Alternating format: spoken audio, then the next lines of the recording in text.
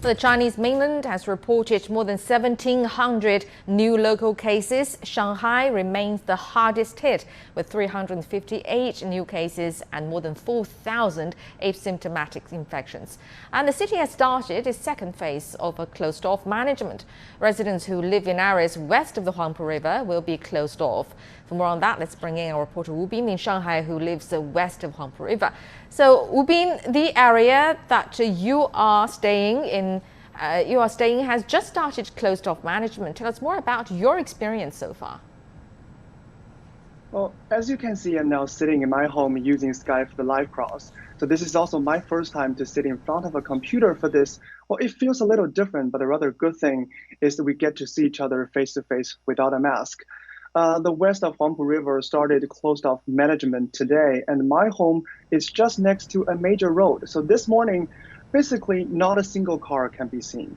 Only those providing essential services and emergency vehicles are allowed to move. And a total of 2 rounds of mass testing will be done during the 4 days. And I just finished my first round this morning. Well, it's quite organized and just takes about 10 minutes.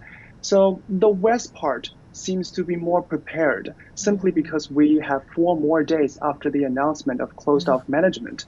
The community workers told us days ago to purchase certain amount of food and to tell them if you have families who need to go to hospitals during this time, for example, pregnant women and also those who need to do hemodialysis, and because they will register their names to a designated hospital in case of any emergency happens.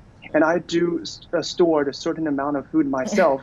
I've been to 2 supermarkets yesterday and found daily necessities are basically abundant. But still, it's very hard to book a delivery man for online orders. All right, well, good for you to store up indeed. Then what about the areas east of the Huangpu River? What is the policy there, which the area began closed-off management earlier this week?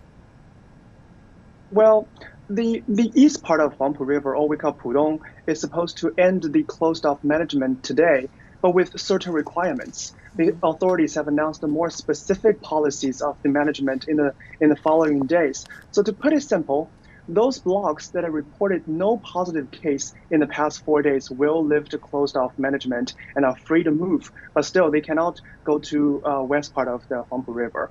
Those blocks that reported positive cases will be under closed-off management for another 7 to 14 days based on their risk level of their communities. So, and with multiple provinces in China have reported positive cases linked to Shanghai, the city tightened its exit policies last night.